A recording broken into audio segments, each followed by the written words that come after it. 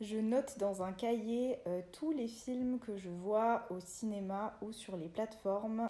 Et aujourd'hui, je voulais te parler de mes 6 films préférés que j'ai vus au cinéma cette année. En premier, on a Mickey 17 de ce réalisateur-là. Je l'écris pour pas l'écorcher. Je pense que t'es pas passé à côté. C'est un film avec Robert Pattinson. Au niveau du plot, c'est un mec qui, lorsqu'il meurt, est de nouveau cloné dans un corps avec ses souvenirs et du coup on l'utilise pour faire pas mal d'expériences et c'est très drôle mais avec une bonne morale et on s'ennuie pas du tout. Ensuite, toujours de ce réalisateur, il y a le film Snowpiercer qui est sorti il y a quelques années déjà. Un film avec Chris Evans, une dystopie critique de la société actuelle où il n'y a plus personne sur la planète parce que la planète est glacée et les seules personnes qui restent sont regroupées dans un train. Et c'est une critique de la société. En haut du train, vers la locomotive, il y a les riches et dans les cales, il y a les pauvres et un jour, les pauvres décident de se rebeller. Troisième film dont j'ai envie de te parler, c'est Nosferatu.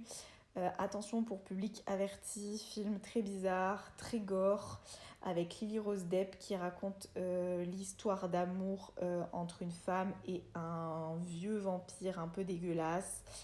C'est un film un petit peu d'horreur où la fille est un petit peu possédée. Mais si t'aimes les films un peu particuliers, là tu peux y aller. Il n'y a rien d'autre qui ressemble à ça. Ensuite, Le Joueur de Go, un film qui a rien à voir non plus avec tout ça, un film sur l'histoire d'un samouraï qui joue au Go, qui est un petit jeu un petit peu comme les dames, c'est un jeu asiatique, je ne sais pas si tu connais. Et un jour, quelqu'un va traîner son nom dans la boue et il va essayer de retrouver cette personne et se venger. Mais tout ça a un lien aussi avec le jeu du Go. Avant-dernier film, il y en a pour tous les goûts puisque c'est le film Thunderbolts qui est le dernier Marvel. Écoutez, j'ai beaucoup aimé. Et on termine par un film de Wes Anderson. Je crois que c'est que le deuxième que je vois de ce réalisateur, c'est The Phoenician Scheme. J'espère que ça se dit comme ça, qui est un film avec Benicio del Toro, qui est très très cool, vraiment, j'ai beaucoup aimé. Un film assez particulier, un petit peu bizarre, un petit peu barré, mais je me suis pas ennuyée, l'histoire est très sympa, c'est l'histoire d'un homme riche qui veut léguer son empire à sa fille.